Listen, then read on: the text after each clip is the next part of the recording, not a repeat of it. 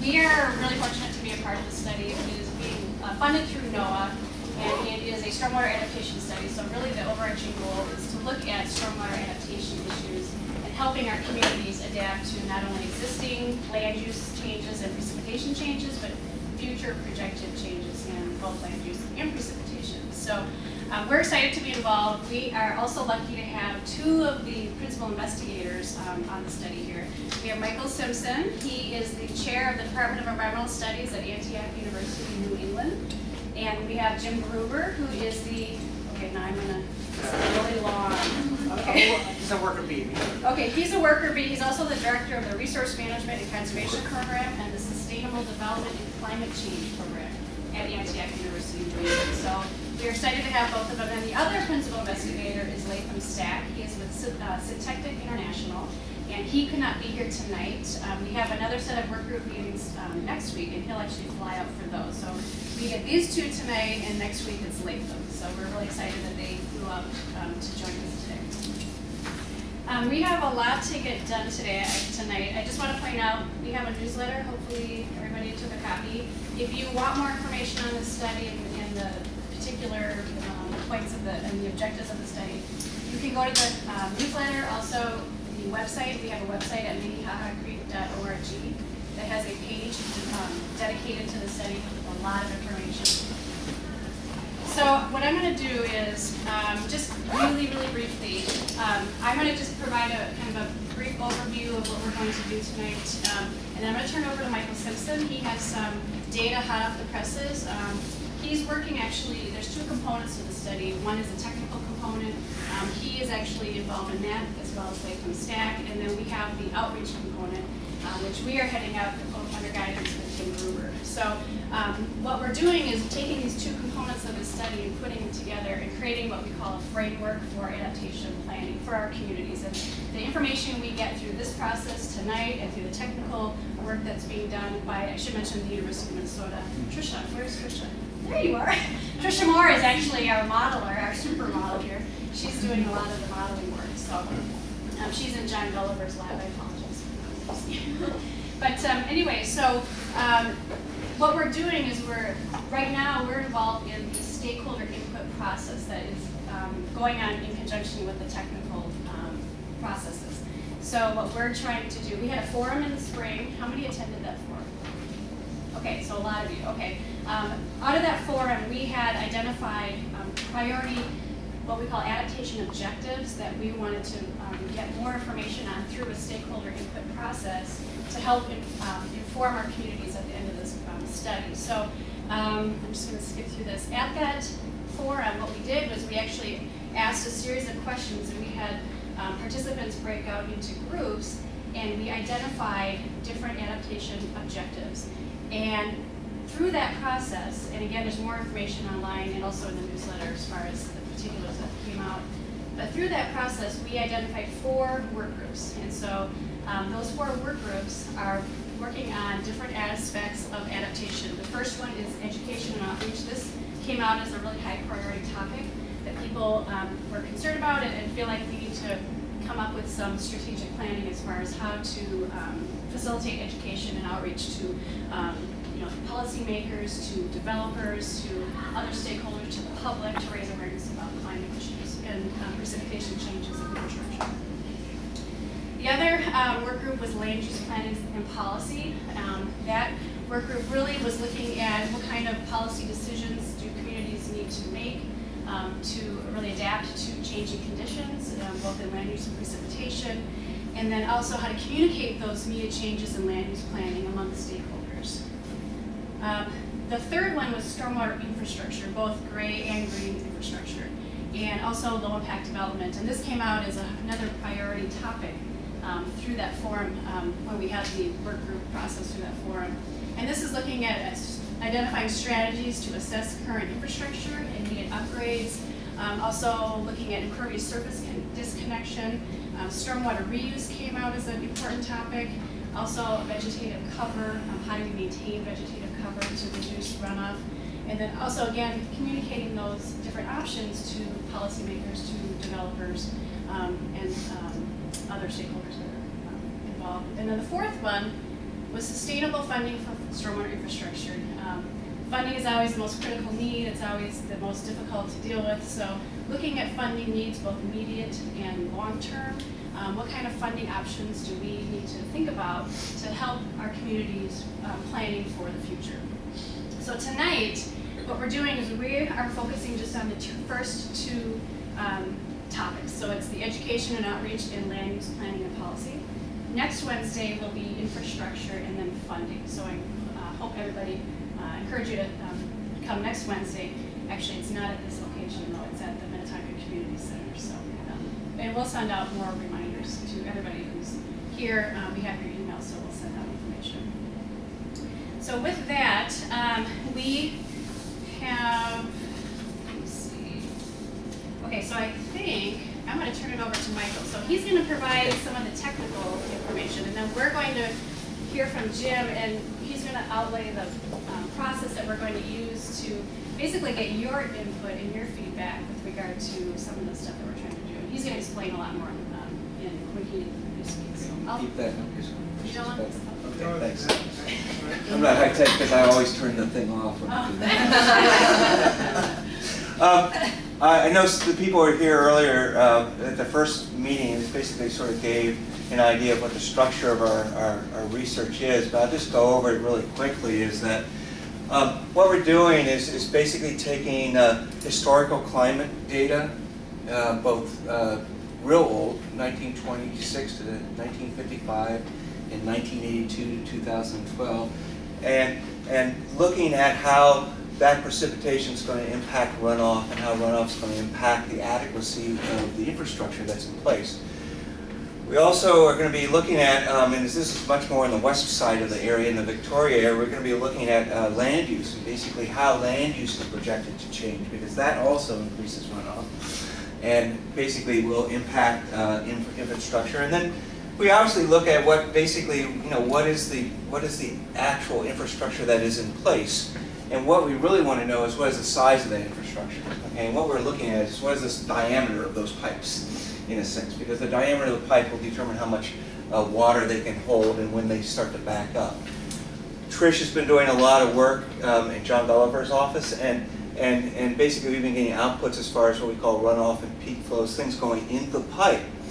And once we did that, then we start looking at future possibilities, and that's why it's called projected precipitation amounts. We basically, Latham is basically a statistician and climatologist, and he basically is looking at, based on global circulation models coming out of the International Panel for Climate Change, to come up with what possible future scenarios would be as far as rainfall.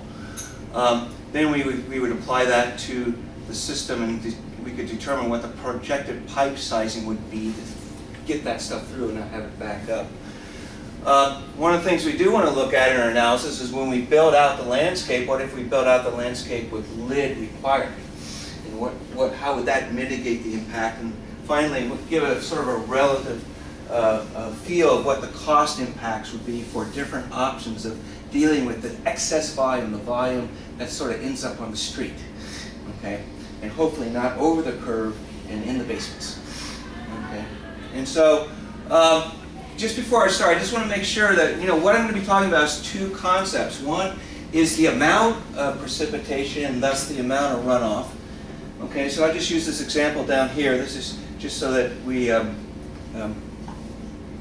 clear. So, and then I'm going to talk about the frequency of that occurring. So you most know what a 100-year floodplain is. Okay, so when we talk about a 100-year storm, we're talking about a storm that comes with a certain frequency. So the first thing is how much rain comes with a 100-year storm. Okay, so in this is just a hypothetical. We get 6 inches of rain. What is the frequency of that occurring in any one year? Okay, and what that is 1%. Now, when we talk about probabilities like flipping a coin, if we had a 100-year storm this year, we could have a 100-year storm next year. We could have it the next year.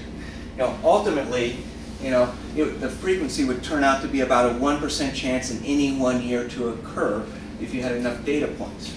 Okay, so we call these, when we call these the 100-year storm or the 100-year flood, we that's basically, we're actually saying that we have a frequency. So when scientists talk about this, or hydrologists, that's what they're really talking about, is the frequency, the percentage chance in any one year. Now, for this study, what we're focusing on, okay, is the 10-year storm, because most of the piping systems were based on that design. Now, obviously, there are a lot older pipes out there, and there were no designs, okay?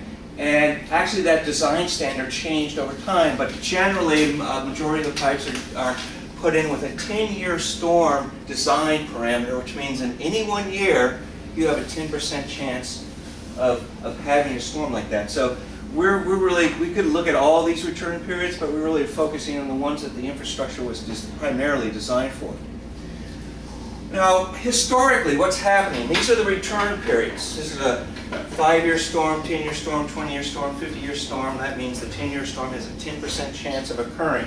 So when we look at a graph like that, what we're saying is that amount of rainfall, just over 3 inches, okay, has a 10% chance of occurring, but that's based on historical data. Okay, and that's data from 1926 to 1955. Okay. Now, if we look at more current data, okay, and here's the historical data, and then we look at the red line, which is basically 1982 to 2012, you start to see things. And one of the things you look at is the amount of rain in the historical data. That was the 50-year storm, or a 2% chance in any one year of occurring. Okay, up about just under 4 inches. Now becomes the 10-year storm. So what is saying is that what is happening just historically is that larger storms are coming more frequently. Okay, and so when the percentage changes, the percentage chance changes, then the question is, what do you do? Obviously, if that's occurring, risk is changing, that your risk coefficient is changing. We're not saying what that risk is, but you need to sort of start to make decisions. Now, how does that look at spatially? So if we look at the old data, the rainfall that would come in the old 10-year storm, you can see that you have an example of the greens are piping structures that are adequate, and the red is basically undersized. And if you went back to 1982 to 2012, okay, you can see that and had that amount of rainfall of just under 4 inches. Okay, there's areas now that are undersized just because the systems are changing. The number of systems are changing. So we expand that. And this just becomes a straight, very simple, there's nothing fancy about this, that we know basically what the diameters of the pipes are. And if we start with a baseline, such as the historical data, and just add percentages of rainfall, we can actually figure out percentages of pipes undersized. Okay, that's just a straight hydraulic engineering relationship. Now, I'll bring this curve back in a second, but I just wanted to show that we can basically, just add rain and figure out what percentage of the system is undersized. Now, what's coming out of Latham's shop and Syntectic is basically they have projected sort of what is going to be the sort of the future, and we're looking to the mid-21st century of what's the potential of rainfall, and these are different just scenarios we looked at based on different climate models. Okay, and so I just wanted to show you. So we use the word optimistic, moderate, and pessimistic, but they actually have codes like A1B, A1FI, things like that. But really, that's how you can translate this.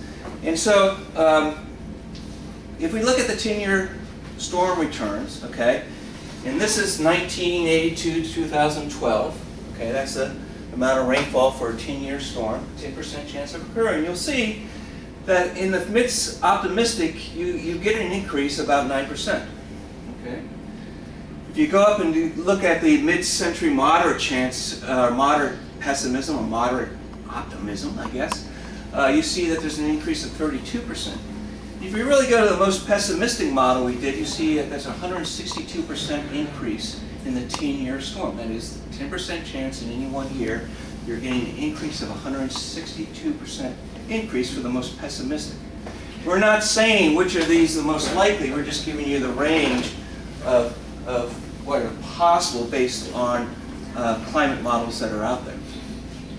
So this is the same set of data you just saw tabular. The black right here is the return periods, okay, for the present, 1982 to 2012. And this orange one here is the future moderate optimistic. And so again, we start to look at the relationships, and one of the things we can see is that the old 35-year storm that came at that frequency now becomes the 10-year storm, okay, for the moderate future, moderate optimistic future. Well, as we get into this, if you look at our pessimistic curve right here in our present, what we start to find is basically about the storm that comes, what we call the 125-year storm, now becomes the 10-year storm. Okay. And so the amount of rain that comes with over the 100-year storm now comes to the storm that pipes were designed for. That's what the pipes were designed for. Okay. And so we start to see some possible undersizing issues here. Yeah. And so if we go back to this curve, and all we did to create this curve is start with the historic and just added percentages to find undersized components, percentage of undersized components, and we put our climate models in here. Okay. And so if you look at the mid-century optimistic, we have about 12% of the culverts that are undersized. If you look at the mid-century, what we call moderate optimistic or moderate pessimistic, it rises to around 18%. If we go up to our pessimistic, you can see that over 40% of the system is going to be undersized. The components are going to be down.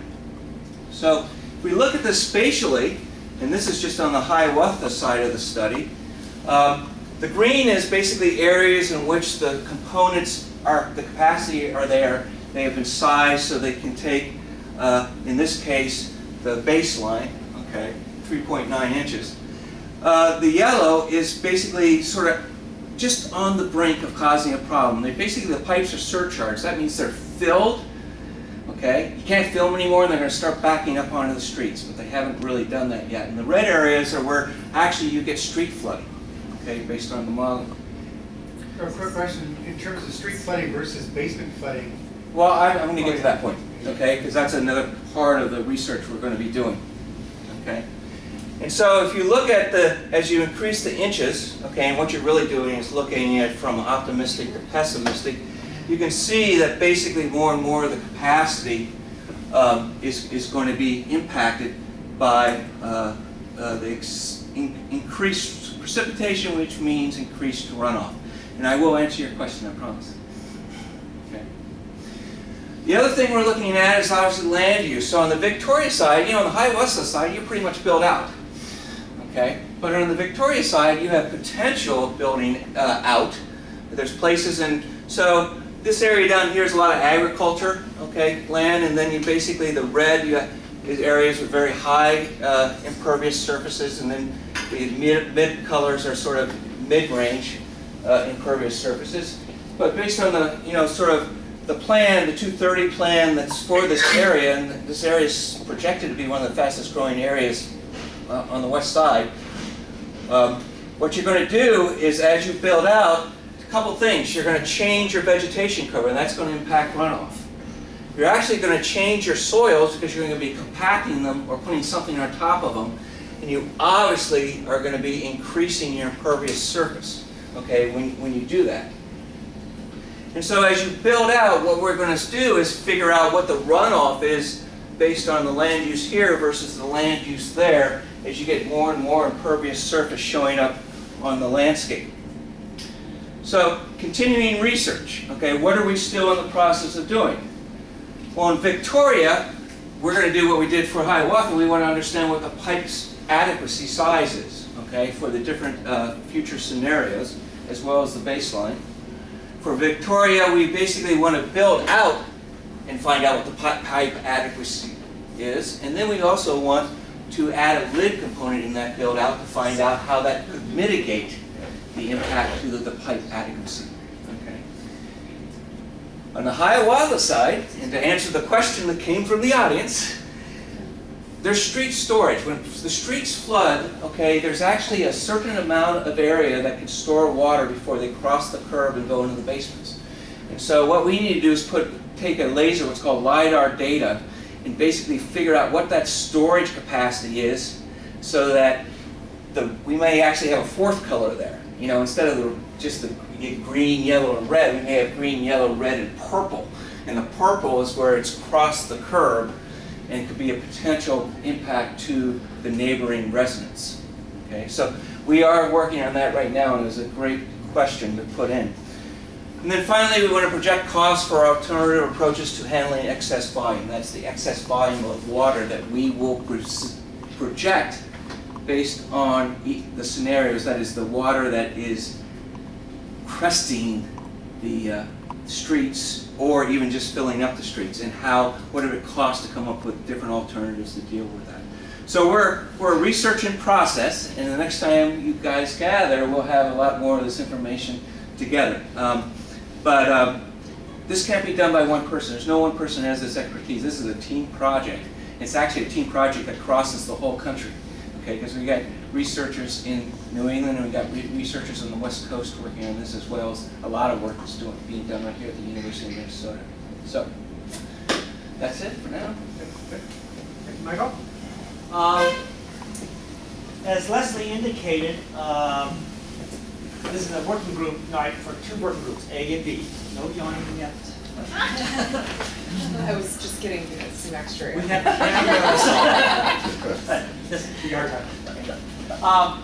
Anyway, so it's a working group. We're going to put you to work in 5 minutes, so that'll get you energized a little bit. And we're working at two working groups. Down there will be working group A, which will be the education, outreach, and stakeholder engagement. And down here will be the land use planning and policy group. So let's see, where should we start?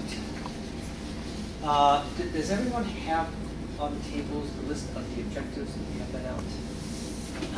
Yeah, you should, if you picked up the material when you came in, there should be 2 pages called work group charges. Work group charges. One is A, and that's education, one is B, and that's land use. And so we had you take them both. You can choose one or the other. Right. But you'll see number 1, 2, 3, 4. Those are the 4 adaptation objectives that each work group will focus on.